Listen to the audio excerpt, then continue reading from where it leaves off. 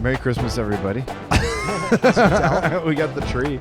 Yeah, we are in a different setting. We're back together. We are. We're back in person. Yeah. And it's a little too cold outside. Yeah, it's it was just a little too chilly. It's we got like a few feet of snow. There's like 3 feet of snow outside. In the last it's few ridiculous. days. So we wanted to do it outside. We're like, oh, that'd be really pretty background. To do it in the snow, yeah. But we were looking and we're like, all right, it's like 20. It was like 25 degrees, 30, and we're like, okay, can we do this? And then we looked and like the real feel was like 5 degrees, and we're like, yeah, no. Yeah, I think it's currently 5. It's a little brutal to be outside. Were you here over the weekend? Yeah. How much did it snow? Like, was Dude, the on snowstorm Saturday, right here? Yeah, this on the Saturday it came down. Like I was just sitting here. That was it Friday just in the morning. nonstop. It was nonstop out there, and I even like took a walk over to Beer Miscuous. Yeah. Because I was like, I just want to get out of the house, and like literally almost like I don't have my boots here, and I was just like, this is a mistake. Like it was like no one was out. It was kind of nice. Like it was like so like. That always is a good vibe. Yeah. No, it was actually a great vibe. Like there wasn't really any cars out. Like not a lot of people out. I'm just like walking around, and it was like it wasn't like freezing. Like right now it's cold. Like, that wasn't that cold. It was like a nice temperature that day. Yeah, it was. Yeah. It was like perfect for like a snowy day. I was at my cousin's. We were gonna do the same thing. We were gonna walk to the bar and just like drink there and watch football. And then he lives in like a smaller town. All the bars were closed. Like there was nothing decided to open that day. Yeah. So we're at my place, and I got 2 cats. That this is around the time they start like going crazy. So they'll probably jump up. They're fighting in the background. So if you hear some screeches, those are just my cats. I wonder if I doubt that he'd get picked up. No, probably not. But I don't know if they like somehow start fighting right here. It'll be pretty funny. That'd be kind of good. That'd be good. Yeah, it was some good comment. Well, should we talk about this game? Another fun game. Another good game. Well, first, I'm gonna get into. That's a good point. I've got a. We also never introduced ourselves. This is Hawks Off Melrose. Go ahead. Yeah, I'm Jeremy. I'm Drew. This is Hawks Off Melrose. I've got a Czech style dark lager from what is this? Art History. Art History does really. I think it's. Did we do one of those like our first week? We might have. It's in Geneva. Yeah, I remember we talked about this because we couldn't remember Geneva for the longest time. Yeah, and I forget which beer that was. I don't remember either. Yeah. Well, no, Percy's in your backpack. That's okay. I don't even use that backpack. Really what is he doing? Is he like? I'm gonna take a picture. he's like trying to get. He's trying to wear it. Okay, we'll put that in the link. Though. Yeah. Yeah, she's got my one cat right to my right, like going through, trying to literally. He's trying to wear the backpack. Wear Drew's backpack, and then we got right in front of us, my other cat Phoebe. She's jumping along the wall because we have a automatic like laser pointer, and she's just jumping up and down the walls. It's really funny. But yeah, so another Art History beer. I'm gonna butcher. I don't even know. Veritace. It looks like Versace. Yeah, it does. VAR, but it's got the little V on top of the R. ITACE. I don't know if you can see that. But yeah, just a nice Czech style. I was gonna say, I assume that's Czech as a language, right? Yeah. And this is kind of a thing they do in Czech where it's like 12p. I don't know what it stands for, but I noticed when I was in pence. Yeah, I don't know. Yeah, when I was in Prague, it's a noon beer. Yeah. Prague. When I was in Prague, they had that numbers with like degrees on it, and I think it's just their different styles of beer. Okay. So I don't really know what it means. It's probably the dark style. Yeah. I don't know. I'll have to do more research. They actually have like a spreadsheet, and that's how you log all beer. There's 2 rows, and you find which one you're drinking. Yeah, no, I bet you could look it up and find it, but yeah, I don't have what it looks like for you guys because I'm just using this nice mug. You know, it's the cozy, like it's cold out, it's snowy out. We're having a dark lager. Yes. With a nice little tree background for Christmas or the holidays. I'm Jewish, so it's all true. You are Jewish. Yeah, I saw they had the Jewish theme at the bar again when I drove by. Oh, they did. Okay, that's good. They had it up. Yeah, right where around where I live, around like Wrigleyville, they have like all the bars do like Christmas theme, bars, but like then Christmas there's one pop-ups. Bar that does all Jewish like Hanukkah theme, and it's really funny. We just happened to end up in that bar last year around this time. We were like, oh, wow, it's Jewish. All right, but yeah, let's we can get into the game, and what a game it was. It was a great game. Oh, it started out as a little scary. I was a little nervous to start. It started off how I kind of expected. It started how I thought the whole game would go. Yeah, how the whole game would go. That's a good point.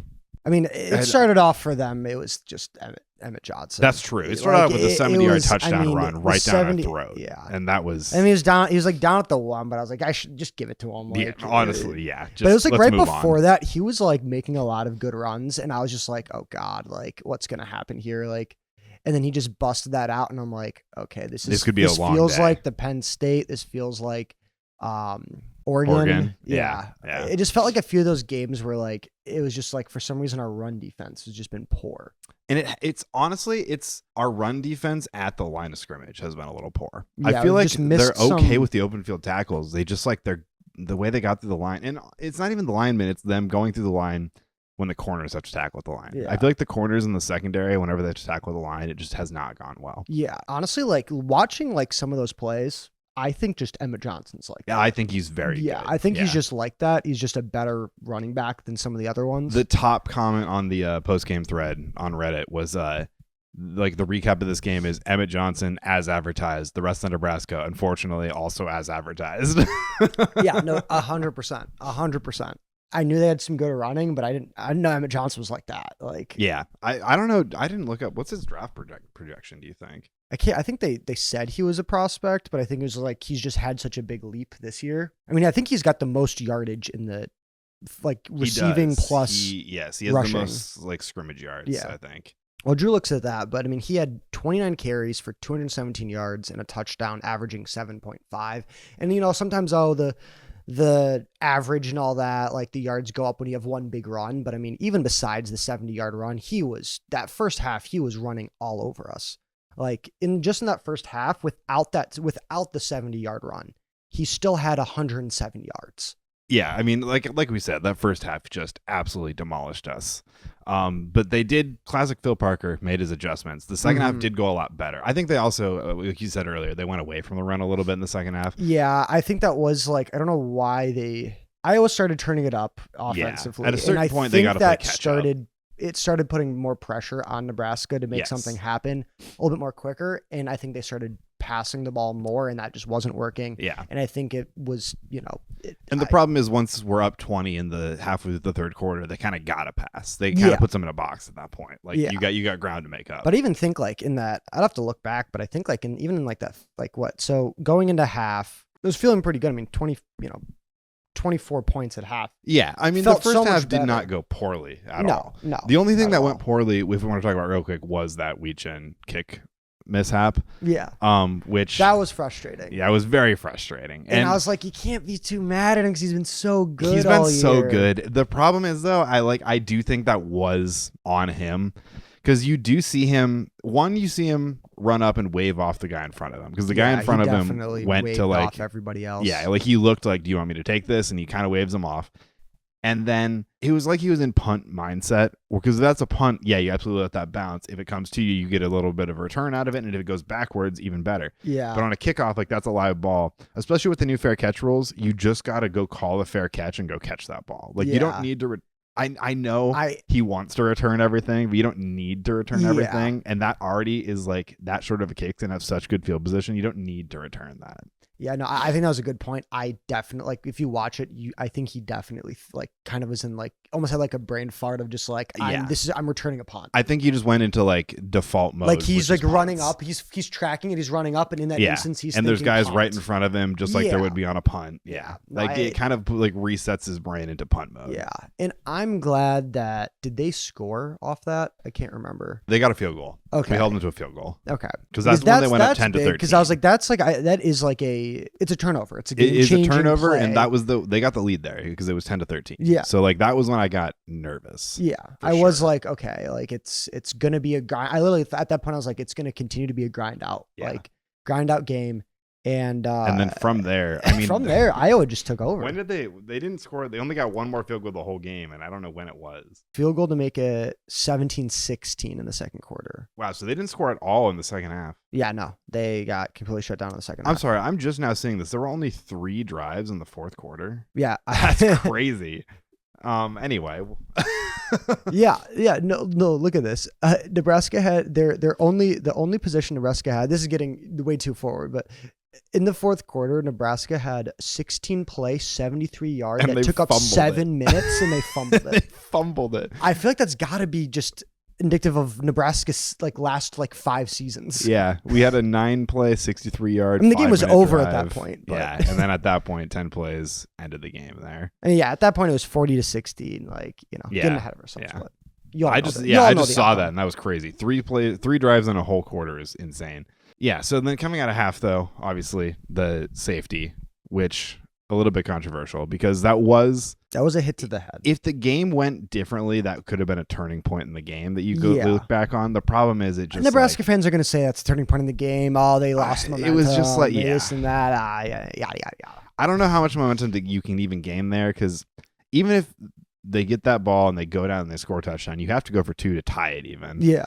And we just were so dominant the rest of the game. Yeah, it's hard to say that decided the game. No, I don't think it decided the game. I think it was closer. You could say it gave us a lot more of the momentum at that point because I think out of half we went 3 and out. Mm-hmm. And then we stepped up defense, and then the refs were not great the whole game. No. I will say that. And Nebraska got hosed on some calls. We got hosed on a few calls. I think Nebraska maybe got hosed on a few more. I'm willing to admit that. No, I think that's fair. I don't think it changed the outcome of the game. But you can't blame the refs in a 30-point loss. I think that could have gone either way. I think if they called targeting, they would have upheld it. I agree.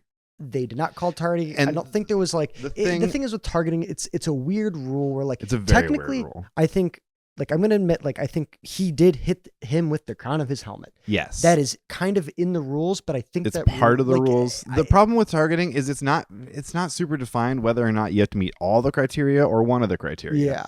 Because he definitely hit with the crown of the helmet. I don't know if I would consider it a defenseless receiver because, he was already tackling and the returner comes into him. The return, he was definitely going to hit with the shoulder pad. The returner sidestepped and he ended up in front of him. I don't think anybody thought that was targeting until you watched the replay. Yes. Slow-mo replay. Because if you watch the hit in action, it looks like he just he went in for a form tackle. Yes. That's what it was. And there wasn't a launch either, which is another criteria of targeting. And again, it's not really clear whether or not you have to have both or one. On a punt return like that, you're already moving with so much speed that it's hard to define a launch, and also he muffed the punt. So as soon as you see that ball hit the ground, you go into a different kind of tackling mode where you're going for the ball at that point, not the returner. You're going probably a little bit lower than usual. And I don't know. They need to fix the targeting rule. Yeah. It is a good rule for the safety of football, I think. There just needs to be more clear definitions around it. I will say the one thing I think that they messed up there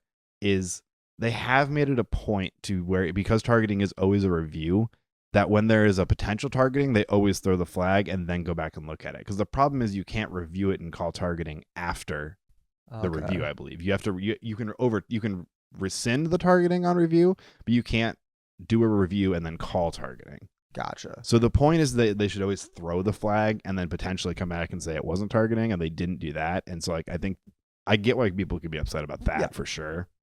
But again, in real time, it didn't really look like targeting. No, I was like, that looked like a clean hit. Yeah, in slow-mo replay, he did hit him with the crown of his helmet. But again, it's such a fast play. Are we really going to be... I think it was kind of the thing where the refs, a few minutes later, 5 minutes later, were like, ooh, maybe that was. But at that point, it's throwing a flag at that point is going to open a whole other can of worms. Everyone, the other side's going to be mad at you then. No, I think they kind of knew they probably just had to go with what was called on the field. Yeah, agreed. So, maybe they got away with one, maybe they didn't. I thought, I thought, again, I'm not going to keep rambling about it like I am. It could have gone either way, I think. Yeah. And the other thing on defense, we talked last week a little bit without TJ Hall, who has been probably our best corner of the consistently this year. Well, so he warmed up. That's why I thought he actually might have been playing. Well, it also Hayden Large wasn't listed, and Hayden Large definitely did play. Yeah, he only came in on those tush pushes though, because Hayden Large warmed up. Before the game. Hayden Large did come in. Yeah, because he was the one who was pushing. He came in on the tush pushes. Yeah, he came in on the.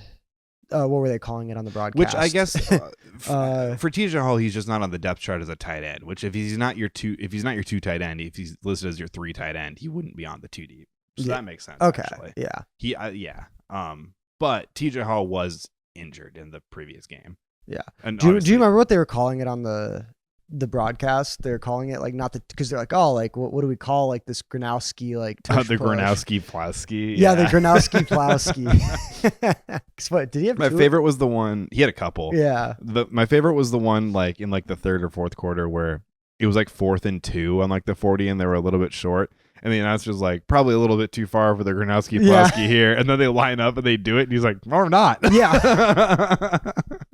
Well, I love how it's like one of those plays that like you got a guy in motion, which is Hayden Large. Yeah. And like, you know exactly what's going to happen, but he still has to do his stupid, like runs past, turns around, slowly walks over, goes behind Gronowski and then starts pushing him. Like, it's so funny that it's like the exact same thing every single time. Yeah. And it's just like, all right, everyone knows what's going to happen. And then just, but he's still like, anyway, he doesn't just, he doesn't just go behind Gronowski and they snap and push him. He still does his little like, his little motion for it. Yeah. But getting back to TJ Hall. Yeah. Just without TJ Hall, we talked about last week that obviously the secondary was going to have to step up. And I believe true freshman, Rashad Godfrey Jr.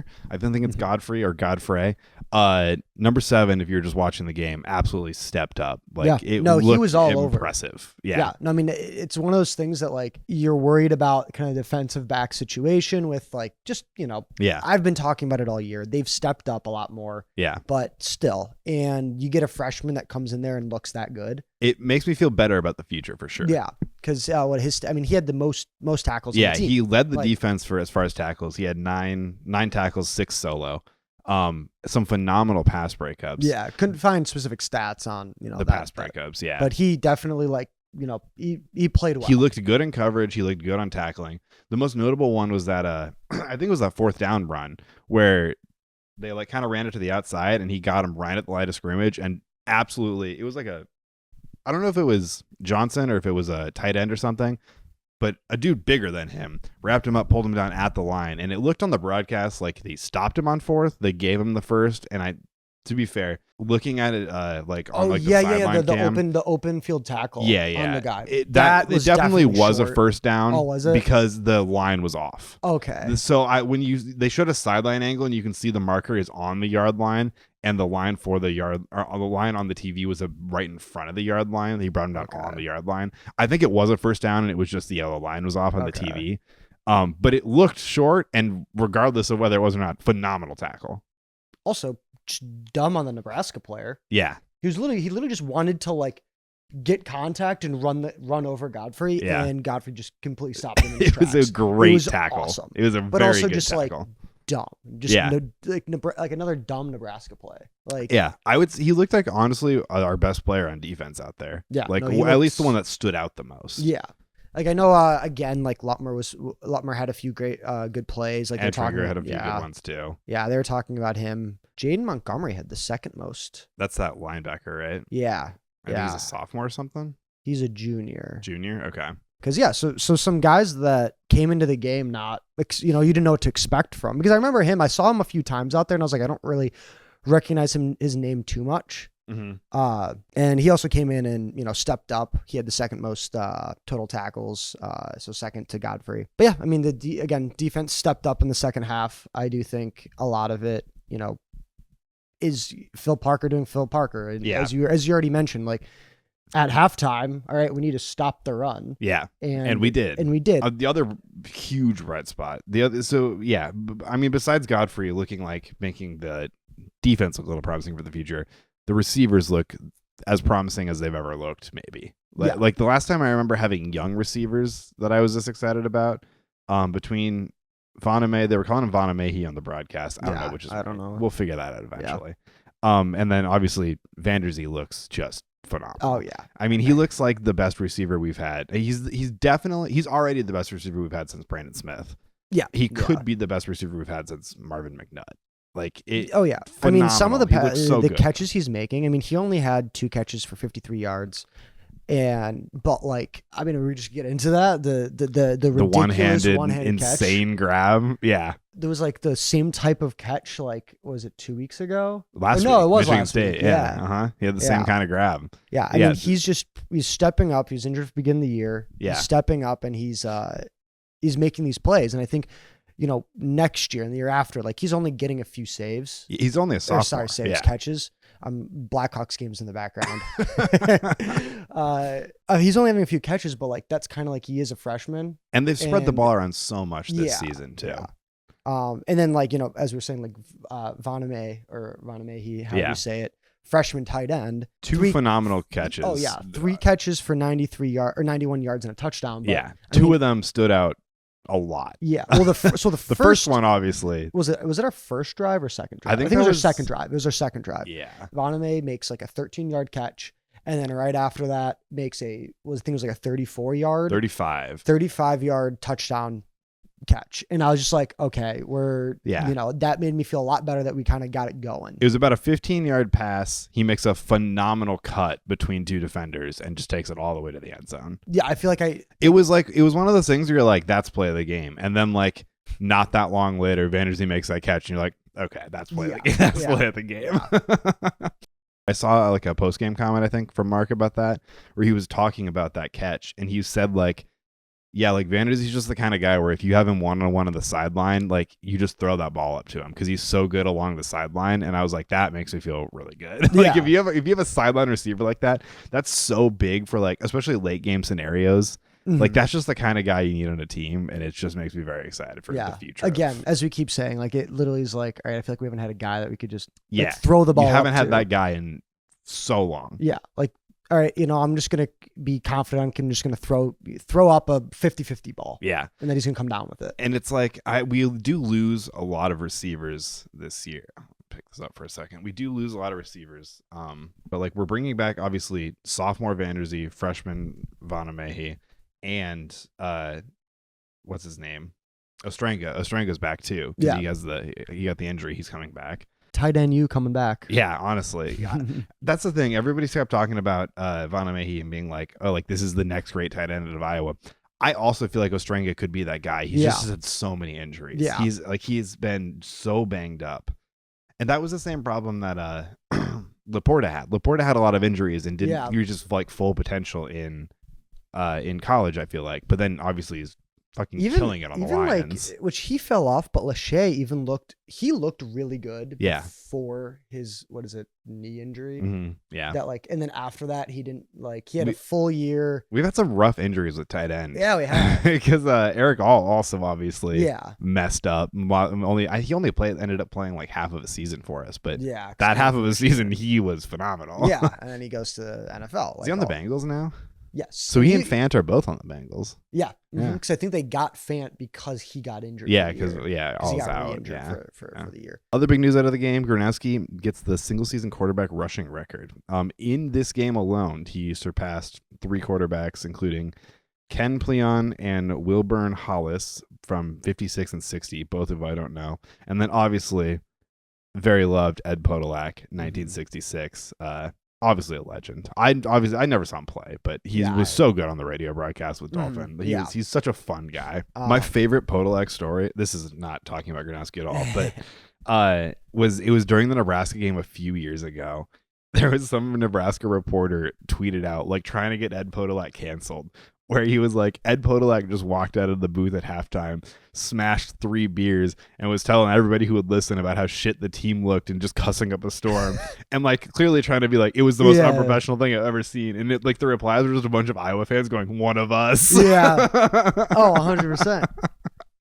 Like, you awesome. You expected this to be like a bad thing? Yeah, no. The fact that he just crushed 3 beers and just went back into the booth is like fuck you guys. So he's like, I got the rest of the game to call.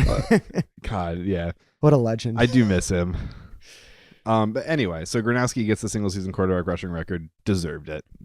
I mean, he's been his legs saved this year. Yeah. And you look at his stats, his passing stats. It's nothing special at all. Mm-hmm.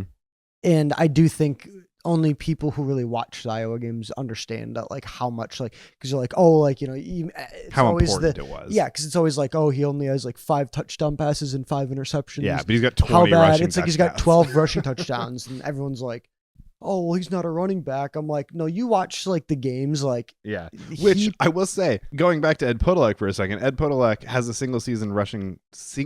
Ed Podolak was switch to running back later in his career, but he's had the single season quarterback rushing record, and then after that they turned him into a running back. I think Gronowski is more of quarterback build. Yeah, I don't think he would have made a great running back because he's best like it's scrambling that he is. Yeah. No, it's the scrambling. It's the he's not the fastest guy. Like he's not. I will say there was that one run where he kind of went up the middle and angled out during this game. Where I was like, slow. He's faster than you. Like than you. 100%. Yeah. But like he doesn't have like running back. Like he's speed. not running back speed, and he's also not like so big that he's like a power back kind of guy. Yeah. I don't think he would actually. Yeah, like, I think if you threw him in the running back position, he'd be fine. I think he's like 265 or something. I want to say. I can look that up. So we're through the regular season. While you look at that up, do you still think he's a top 5? I think he's top 5. I would give him top 4, honestly. Top 4. I definitely think he's top 5. Yeah, I'd agree top 5. He is 235. Okay, 6'2", 235. I put it in here. After the game, we were listening to like my dad listens to like a post game show that has like people who call in, and there's this other podcast that I listen to that not like a sports podcast at all, but they have this like running bit where they talk about how there's 2 kinds of people who like listen to like consume content, and there are like the people who listen to it and are just normal regular people, and then there are what they call the comment leavers. And he goes, and they're like anybody who like leaves comments or like calls into media. They're not your base audience. Those are insane people, generally speaking. So it's you got to take like these things with a grain of salt. But my dad listens to it's like a call-in show where after the game people can call in and give their opinions. And so many people were calling in and just being like, Gronowski was like only okay. Like I can't believe like Iowa still doesn't have a quarterback, and like the Gronowski experiment was a failure. And then like one of the guys was like called in, and he like because the hosts were defending Gronowski as they damn well should. Anyone saying that he did anything but help the team this year is crazy. Yes, 100%. We have a traditional sit in the pocket passing QB. We go like we maybe have 5 wins this year. Because as we talked about, the receivers for most of the year just weren't great. Yeah, you put Tom Brady in there, and he's only going to be able to do so much. Yeah, like. But one of the people who called in was like, you've been defending him all day, but like, do you really think he was worth the $1 million or $2 million or whatever much they paid him?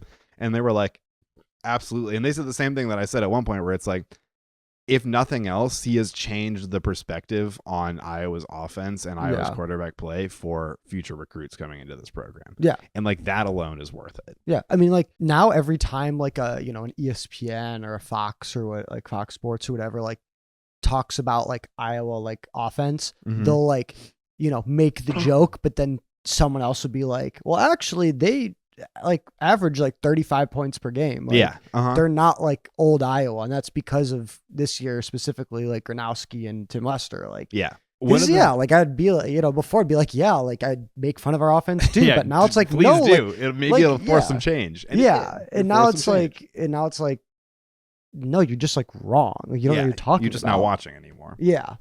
Like one of the things I kept asking was like, in like 10 years, like how will people look back and like how will Mark Gronowski be remembered? Like what will be his legacy as an Iowa quarterback? And like, it's a good question. There's a lot of like ways to interpret it, but like at the end of the day, I think like looking back at this season, I think the way that we'll remember Mark Gronowski is just one of the most fun quarterbacks I've ever watched. Like say what you will about what this season could have been and like the lows and the points where it's like, oh, we were so close, but it's the most fun I've had watching Iowa football in a long time. Yeah. This was the most fun season we've had since probably, I don't know, like 2020 was fun for a while there at the end. 2019 and 18 had their highs and lows. It's like it was such a fun season despite the downs. It's the most like confident I've had in an Iowa offense to come back and win a game. Absolutely.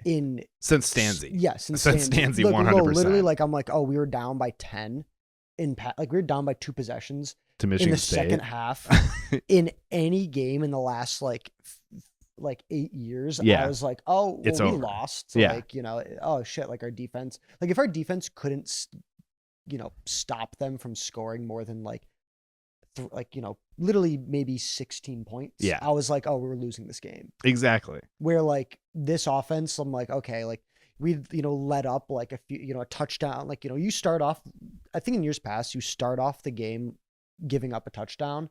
And it just kind of feels over. It feels almost like shit. You're like, well, the defense better score. Yeah, no, literally.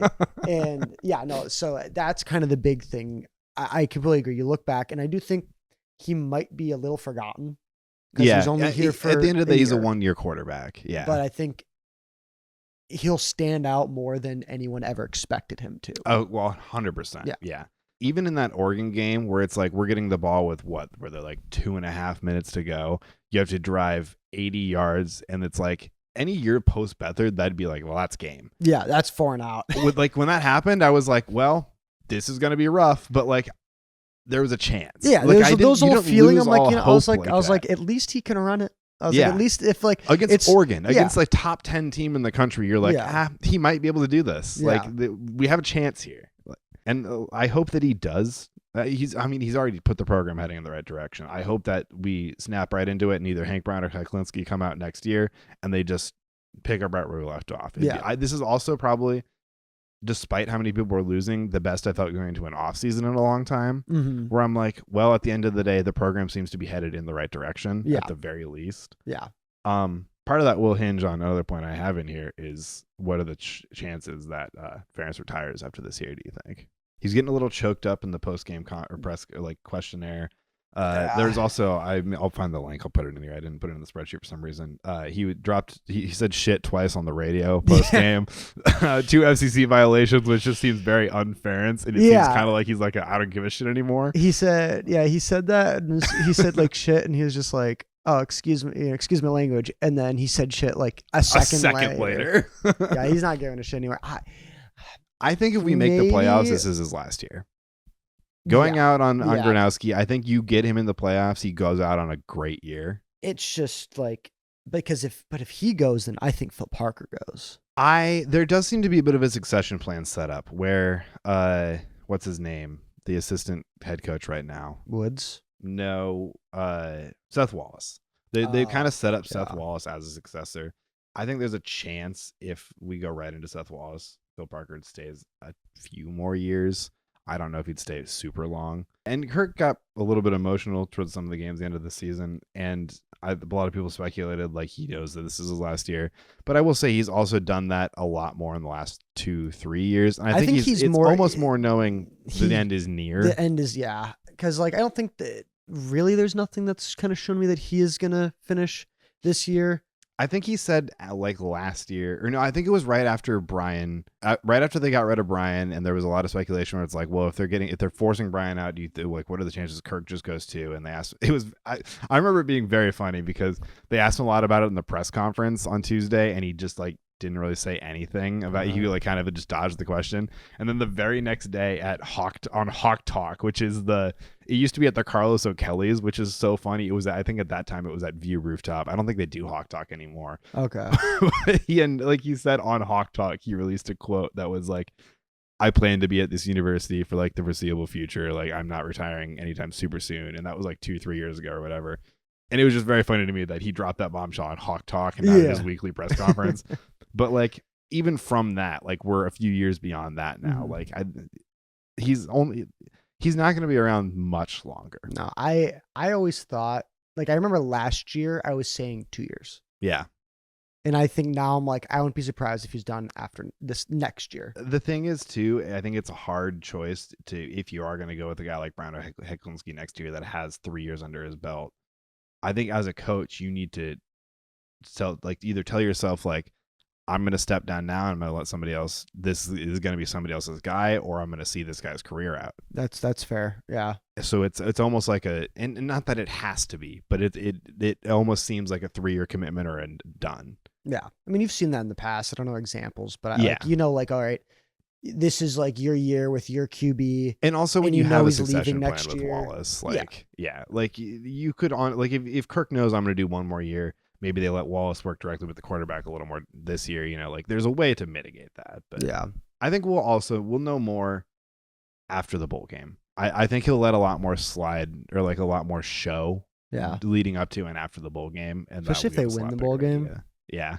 I could see winning the bowl game, him like literally crying after and just being like, he just goes into midfield, does his interview, does a mic drop, walks out. Yeah, he's like, I'm done. We'll talk about that after the bowl. Yeah, we'll get more into that. Yeah, down the road. So other things from the game. Yeah. Aaron Graves' baby. Yeah, Aaron Graves had a baby. So that was the a crazy day before the game. That was a crazy story that I didn't know until after the game. No, I don't think really a lot of people did. I think some of the reporters knew, but I'm guessing he said not to mention it until after the game because if you lose, you don't want that to be a storyline. Yeah. So pretty much like if you don't know, Aaron Graves, he had a kid the night before. The night before the game. Then traveled with the team. And then played, and he literally was like, he was saying after the game, like, all he was thinking about the whole game was like, I'm doing this for my kid. Yeah. There was a quote that apparently he said when he like got on the plane with the team. That's a great He told quote. the defense, like he said, he addressed the defense. He said, I'm not leaving my baby in the hospital to lose this game.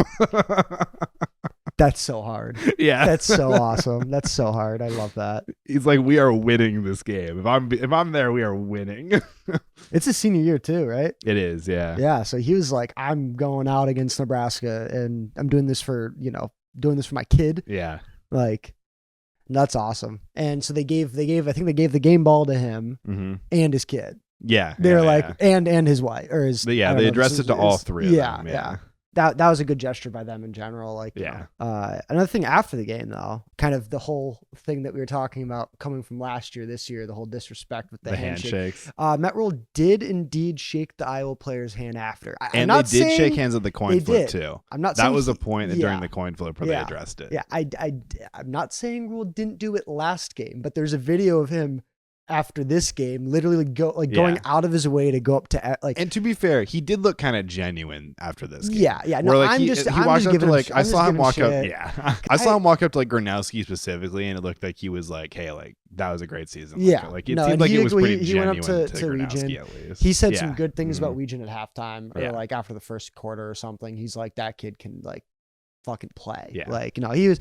I have nothing. I don't really have anything against Rule after that game. I was just more like there was like a video that was circulating of him like going out of his way to like have handshakes with the Iowa players, and they were making fun of him after last year. I just thought it was funny how they straight up addressed it in like the beginning of the game. Yeah, they showed like, it. wow, they did shake hands this year, just sort of, and it seemed like it was going to be like a storyline throughout the game, and then we just fucking crushed them, and it just got dropped so quickly. I don't even think it was that many like scrums or anything. I'm trying to think like there weren't like a lot of like fights. I will say you could tell. It was just like a chippy game. Yeah. Like there were like hard hits, people in each other's faces. Like you can tell that they like had. Oh yeah, they were chirping Weegan, and Weegan was just sitting there, just like. Yeah. Well, it's so funny because on stuff like that, it's like they specifically kick it like only like 30 yards so that he has to fair catch it. Yeah. And they're all standing around him like, yeah, you're not returning this bitch. Yeah, there was the one where like they definitely could have called catch interference. Oh yeah. Because like I think the rule is like you have to give them a yard of space or something, and they were like basically face masks touching. I don't even know how the ball got over the Nebraska player's head to get into his hands. It was crazy. No, that was funny. I always think that's funny when like defensive players do that.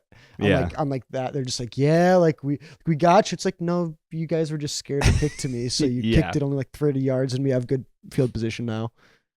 The other thing. So after that win, Kirk Ferentz has more Big Ten wins at Memorial Stadium than Scott Frost or Matt Rule currently does, which is an insane stat. Crazy. He has 7 now. The other two are tied at 6. There was a couple of people on the list that they listed. The only one that was on the list that listed ahead of him was Bo Pelini, which obviously they went up against a few times. I mean, it's a crazy streak. That's 10 of the last. Just an insane stat. It's an insane stat. It's on top of like, I don't think I've been a part of, when I say part of, just like one of my teams that I follow. I don't know. I say part of because I spent money on that university. Yeah. Whenever like someone's like, oh, like you're like, oh, like, like we couldn't do something that game. They're like, you part of the team? It's like, I fucking spent thousands of dollars on Iowa. I'm very big on we when I'm talking about Iowa. Yeah. Honestly, on other teams like, Blackhawks or something, I'm like, I usually don't say me, but I'm like, when I'm talking Iowa, I'm saying me. Yeah. Like, no, I spent money on that fucking university. I was there. Like, I was there. I've been out there in the cold and the rain. Yeah. But I lost my train of thought. Just the fact, like 10 of the last 11 games, I don't think I've been a part of a domination. A domination against a rival like that before. I mean, we do to Minnesota too. Yeah, but like Nebraska's a bigger program than Minnesota. And it's the fact that Nebraska talks shit every single year. Like, this is our year. oh, we're not even thinking about Iowa. We're gonna easily kill them. Like it's more them being like, all right, this is our year to get back in the playoff. The other stat is I think this is still being verified, but by all accounts and purposes so far, Iowa now has the longest win streak in Memorial Stadium of any team ever. Before this, we were tied at 7 or we were tied at 6, I guess, if Kirk has 7 wins there now. We were tied with, I think, Oklahoma from 1960 or something, and they had 6. They had a 6-game win streak in that stadium, and as of now, I don't think they found a team that has had a 7-game win streak there. So. Do you think Nebraska ever becomes what they used to? I think with NIL nowadays, it's so hard to know. I mean, I was talking about this with my cousin over. Like, they're not a blue blood anymore. You can't call them a blue blood anymore after they haven't been even remotely good in like 20 plus years. NIL has just changed football so much. Where, I mean, Vanderbilt and Texas Tech and Indiana, because of NIL, are now dominant football teams. Yeah. Like, they're good. I think Indiana is a little bit high performing football team. I mean, but Indiana, they are now funded by Mark Cuban. Mark Cuban is pumping money into that school.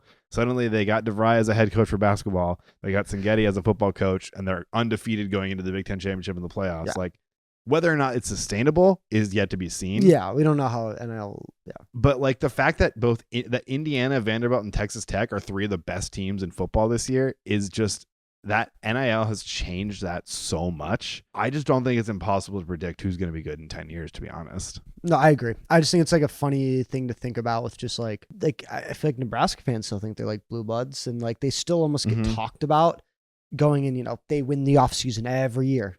Every single year they win the offseason. Yep. And they're going to come in and this is the year. And it's just never like it's clockwork. Every time I'm like, prove me wrong, but every time in the beginning of the year, I'm like, to be fair, that's the same thing they always say about the Bears, and they are doing it this year. That is true. The Bears always win the offseason and they never perform. Yeah, but suddenly, as a fan of the Bears, every time they say that, I'm like, no, we're not going to be good. Any Bears fan, see, that's the difference between Bears fans and Nebraska fans, is that Bears fans are realistic.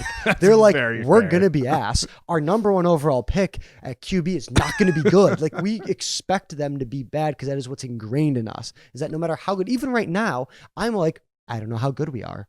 We just beat the defending. That game was crazy. Speaking of, that was insane. Yeah, that was a good game. It was, but I was just like, that's the difference between us is like, I have expectations that are lowered because I'm like, for my whole life, which all these Nebraska fans, being like, we have 5 national championships. Like, you weren't alive. I, as a Bears fan, 30 years ago now, that years happened. Like, okay. Outside of the game though, first of all, NFL, Wirfs had a touchdown pass with the Buccaneers. I'll put this in the link dump just to big boy touchdown. It was pretty funny. Well, I was like, I looked up. We had the game on at work, and like the TV's like right next to me, and I'm like, working, and then I like kind of look up and I just see like a big boy holding the ball up, and I was like, oh, big boy touchdown, and everyone was like kind of looking, and we're like waiting for the replay, and then I just see like Wirfs go out, and I was just like, wait, is that Wirfs? Like, I was pumped, and I was at my cousin's, and he just goes, Tristan Wirfs scored a touchdown, and I was like, oh, that's cool, and then like I wait, pause a second, I was like, wait, what? wait, like the offensive lineman? Yeah. And then moving on to basketball, I just wrote basketball bad. So first of all, men debuted at 16 in the NET rankings, which is insanely high, way higher than I thought. Today is Tuesday, so this game just happened. We played Michigan State, 10 in the NET rankings, net rankings. ISU, I think it's next Thursday. They're 7. That was not a good game. Yeah. I don't think there's a lot to say about it, to be honest. We'll cover it more when we do like a basketball focus thing. But, yeah. I mean, could not make a 3-pointer, which is one of the things that I talked about a few weeks ago. If we can't make a 3-pointer and we're down by 20 like we were, you're never going to come back. Yeah. They played. Did we mention they played Michigan State tonight? Mm-hmm. It was at Michigan State. But I mean, it was exactly what we were worried about. We were too small. Yeah. It was a game that for the first half of the first half, we kept it close because we played a defensive game and we made them play to our style. But the second they figured out how to get around that, made a few threes, they got ahead of us, and there wasn't a lot to catch up. And it's exactly what we talked about. Like, that is the concern for this team. Yeah, there was no secondary scoring. I mean, Sturts didn't have his Sturts best. 4 for 10 from the field goals, 3 for 8 from 3. Yeah, like he didn't have his. He also only player wasn't in double digits, 14 points. Yeah, I mean he didn't. I think in that first half specifically too, he needs to be more aggressive. Fulgaris was a little bit there, but Fulgaris started like 0 for 3 and then just disappeared. Mm-hmm. Confidence gone. They were just getting outboarded everywhere. Like they were 7 for 23 on threes, and a lot of those came at the very end. I think that's just not sustainable in Big Ten basketball. It's just I mean, it was exactly what we were worried about. So, we were talking Michigan about State is a bigger team. If you can't control the paint as this Iowa team, you're not going to win. And Michigan State controlled the paint. Yeah, I mean they dominated on the boards. They dominated down low. I mean it didn't feel close at all. And it wasn't. Yeah, like it. Yeah, and I think that there's also a chance Michigan State is a really good team. Yeah, I mean, I think we're going to need to get a few more games in. We play Maryland this Saturday, and then we play Iowa State next Thursday. Obviously, Iowa State another really good team, so it might not be the best metric either. I think we need to play a few more games, so there's a little bit more. We just got to see how it goes, but it was not the most promising first showing. And again, also, this is McCollum's first Big Ten game. This is most of these players' first Big Ten game. It's an away game at Michigan State. That's the Breslin Center, right? Our win percentage in the Breslin Center is atrocious. I think we won for the first time there like a year or 2 years ago. That was like our first win there in like 6 years. Yeah, it's a hard place to play against a really good coach and a really good team. Mm-hmm. And McCollum, the first thing he said after the press game is he said we need to be better and we will be better. So I just gotta show. I mean, I trust him. It's just like they got out rebounded 37-18. Yeah, like it was bad. It was not good. And it's just, you just kind of got to wait and see. Yeah. So for basketball, I put basketball bad, and then I put women almost bad because they had a close game against Fairfield. They did win it. Dude, Fairfield's also a good team. Fairfield hit the most threes ever at Carver. And that's with really? Yeah, that's hit like the a real record. Most team threes. That's crazy at Carver, and that's including obviously Caitlin Clark teams. Like. No, like I didn't see the game. They've only lost 7 games in the last 2 years. Yeah. So like they are a good team, but it was close. They did win, and they did win. They did win. That's why I put almost bad. College football playoff rankings are out, which we did not mention. Iowa is up to 23 after the Nebraska win in the playoff rankings. Which, I mean, we're not going to make the playoffs, obviously, but it's good to have a number by your name.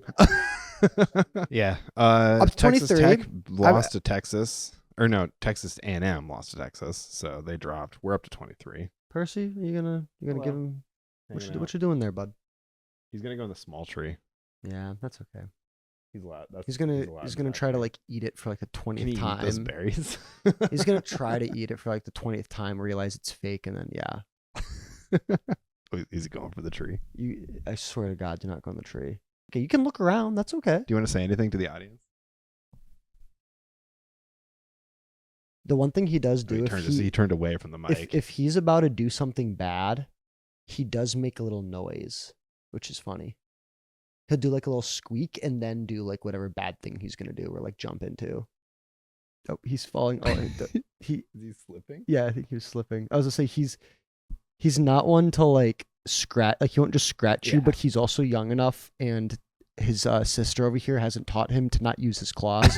So like if you try to pick him up, he'll like try to push you away, but then he'll use his claws to like jump off you. Yeah. And then he'll scratch you doing that. Where like you pick up the other one, she just will let you like she doesn't use her claws for anything. Anyway. So obviously we have like the second to last rankings. So the next rankings are final. Penultimate current rankings. We have 5 SEC teams in, 3 Big Ten, and no ACC team if Duke wins the ACC championship. Well, does one of them? Do they automatic? Is there no automatic for champions? Because if Duke wins, they will not be one of the highest 4. Oh, so it's the highest 4. I couldn't remember that. Or the highest 5. It's the highest 5. And if Duke wins, they'll be lower ranked than the other conference championship winners. So I think it'll be the American and someone else that would get it, and the ACC would not have a team in. Because that'd be crazy. Yeah, Miami currently is the first team out or the second team out. Which is kind of crazy that a 2-loss Miami team doesn't get in, but so 5 SEC teams get in. Yeah, 3 of them with 2 losses. One of them being Oklahoma, who doesn't really look. And it does suck, which is showing why these big conferences just don't make sense. Yes, because this is showing that like a 7-5 Duke team gets even just to the ACC championship game over a 10-2 Miami because of like just some weird concoction of like I think the who biggest played the easier, harder schedules. Like the biggest glaring issue to the big conference schedules to me is the SEC this year, because again, they play one less game than the Big 10 and the Big 12 do. And there are like 6 2-loss teams in the SEC, right? Like Vanderbilt and Texas, or Vanderbilt is a 2-loss team that doesn't get into the playoffs because there's 5 other 2-loss teams ahead of them in the SEC standings, and for some reason 5 of them are going to get in. And it kind of all comes down to when you beat which teams when. If they played one more conference game a year, which they did say they're adding one, one more conference game a year would sort some of those 2-loss teams out. It would fix your standings a little bit, but still, at the end of the day, like there's so many stupid tiebreakers in these big conferences. They need to either bring back divisions, or I've said this for a while. I think the best solution to this is your conference championship is a 4-team playoff instead of one championship game. It's a 4-team playoff. Switch the last week of the year to a flex game. That's the first round of your 4-team playoff. Yeah. No, I like that. You literally, you take your 18 teams, 1 and 2 play each other, 3 and 4 play each other all the way down. Or I guess 1 and 4, 2 and 3, probably how you would want to do it. Yeah. And then for the rest of the conference, like it'd be so fun to watch 17 and 18 battle it out. Yeah. Like that'd be such a good game at the end of the year. Unless you already played, of course, like you figure it out. And then make the conference championships like a 2-round thing. Yeah. No, I like that. It would just fix so much. And it would also be nice if you could somehow incorporate that into the playoff. That'd be difficult to do, but I don't know. Yeah. Regardless, it's just random question. So Ole Miss is going to be a playoff team. Yes. Lane Kiffin is not coaching Ole Miss. Do you like Lane Kiffin to LSU if you hadn't heard that news somehow? Yeah. I don't know anybody who would be watching this who hasn't heard that news. How different? It's different. Don't get me wrong. How different is losing your head coach to the Florida State situation? That is the thing that they've talked about. Losing their quarterback. That is the thing that's got brought up. Different. Where it's like Don't if get me Ole wrong. Miss It's different. was in a slightly different situation, that they could leave them out of the. There's a clause in the playoff rules that they can leave a team out because of the Florida State situation. I think they added this with the 12 team. That if there's a major coaching change or like losing a big injury player, they could leave a team out for that. It is something that is on the table. I think the Ole Miss team is done enough that they have kind of no, I think they do. It's just an interesting, like, if you lose, because like I saw an interesting thing just about Lane Kiffin in general. They're like he's leaving a current playoff team for a hypothetical playoff team. Yeah. That's kind of crazy. I know there's a whole bunch of other things. The stuff that's come out in like the last like 3 hours. Have you seen any of that? Where the players are all now cool. So he put out a statement that is like, I wanted to coach the team through, but like the administration told me I couldn't. The players wanted me there. I wanted to be there. And a bunch of players have started quote tweeting that statement and be like, this is not what you told us in the locker room. Yeah. Like just calling him out. It's and crazy. He also said, oh, I don't know the number of what I'm getting paid. Oh, come on. Yeah. He said he doesn't know what he's getting paid. He's only going to LSU because it's like the best place. $150 million buyout. Yeah. And it's like he's like, oh, this is the only place that like I can like, I know I can like win with like, the resources we have, it is true. Yeah. But it's like, if all you cared about was winning and not the paycheck you're getting, why leave the current playoff team for a hypothetical one? That's a whole other thing. This also brings up just a glaring flaw with the college football system. The way this should be done is that this change can't happen until the season's over, because the problem now is you're going to have a bunch of Ole Miss players who need to enter we're going to want to enter the transfer portal. The championship game is played when next semester's classes have already started. The way football works is people transfer. They want to be at their new school for that semester so they can start working with the team for spring football. And you have to be enrolled. Like you have to be enrolled at that school to do that.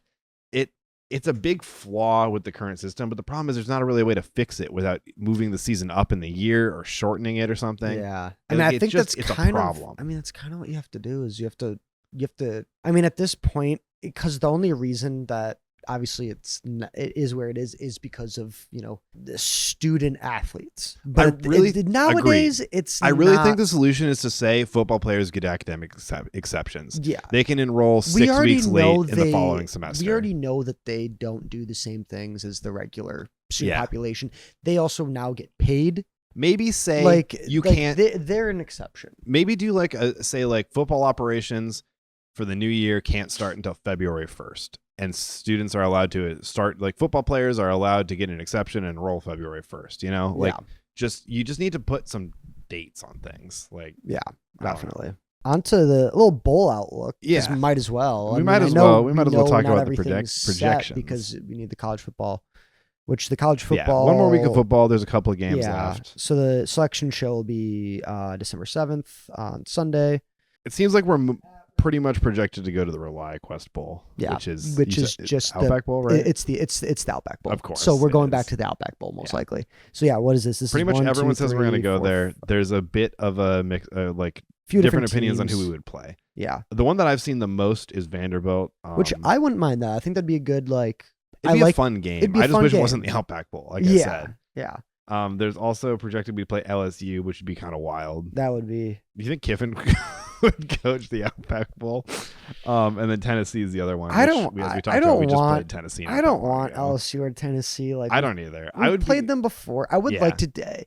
I would like the a big name SEC team like that and beat them because it's just nice to beat a Big Ten. But I would prefer. We just played Tennessee in I think it was the Music City Bowl a few years ago. And we've played LSU before in the Outback Bowl. Yeah, I think I would also, so another one, so CBS Sports has us in the Las Vegas Bowl. This is the one that I'd be most excited about. Against Utah. Yeah. I think that'd be a fun. That's the one that I'm just because again, I don't want to go back to Tampa. I think Utah is probably my second favorite opponent on here, regardless of where we're playing. And obviously, I would rather do the Las Vegas Bowl just to mix it up a little bit. Yeah. I mean, Utah would be a good game, too. Yeah. I think realistically, we're definitely getting the Rely Quest Bowl. Yeah. Just everybody's predicting. No matter what happens, I think just how because you kind of know how the Big Ten's going to shape up on who's going to go where. Yeah. So, I think we know we're going to be, I'm just going to call it the Outback Bowl because it's that's what it is. It's the Outback Bowl. So that is New Year's Eve at 11 a.m. Central. Yeah. And Vegas Bowl is at New Year's Eve 2:30. They're both which I would prefer. I would prefer an afternoon game. I would also prefer the afternoon game. Just a little bit more, start the New Year's yeah. I don't want to start drinking at 11. I got to drink all night. You want me to start at 11? Yeah, I got to drink until midnight, man. I'm going to start at 11. I'm going to pace myself. But then it's an Iowa Bowl game. I'm not going to be able to pace myself. Yeah. Nope. Oh, he's going for the tree. Don't fall though. I'm gonna have to pick him up. I think it's good. And we're kind of wrapping up. Yeah, anyway. We're pretty much done. Yeah, that was the only thing. So we'll do a bowl preview once we know what bowl we're going. Yeah, next week. We'll do a bowl preview and maybe talk about go a little bit more in depth of. We'll look at the other other bowls, see what other Big Ten teams do and such. Do you want to say anything to the fans now? He just wants to go. He's like tree. He just tree brain. I can see him. We haven't heard a noise yet. No noises. He has nothing to say to the fans. Yeah. They already ate it at their 11 o'clock snack, so he's not going to be. If we don't have any other notes, wrap up so we can corral you. Yeah. Yeah. So we'll do a little bowl preview. Probably it probably won't come out right in a week because we don't really know for a week when the bowls are going to be. So maybe a week and a half or so we'll get that out. But until then, now that don't have to edit these every week, I'm gonna try to get some more clips out on socials. Yeah. We'll do a little bit more of that, be better about that. Because we do, unfortunately, this is not our job. Yeah. So we have weird, both of us have weird hours. Very weird hours, yeah. Hard to, get. Yeah. But if you want to help make it our job, check out our socials. Yeah. At Hawks Off Melrose everywhere, at Fishball Sports on Twitter. Check out our website. We'll have the link down for anything we talked about in here on there. fishballsports.com/HawksOffMelrose. You can click on today's link. Any final thoughts or? No, I think it was obviously pleasantly surprised about the game. I'm excited to see how honestly, I'm excited for Indiana. I'm excited for that. I want them to win. I want them to do well. This is a good playoff this year. Yeah. Yeah. There's not one team that looks super dominant. Yeah. I do think this is going to be a year. I thought this last year about Ohio State. I was this is going to be a year that Alabama just wins. It's going to be one of those years that you're not really expecting them to win, but it's Alabama. Open the season losing to Florida State and then they win the championship. Yeah, exactly. Yeah. Exactly. I'm excited for the Big Ten championship game and seeing who Iowa plays in what's going to be the Outback Bowl again. Fingers crossed for Utah and the Las Vegas Bowl. Yeah. My personal opinions. I'm Drew. I'm Jeremy. This is Hawks Off Melrose, and we'll see you not next week this time, but soon. Yeah, I'll see you soon. All right.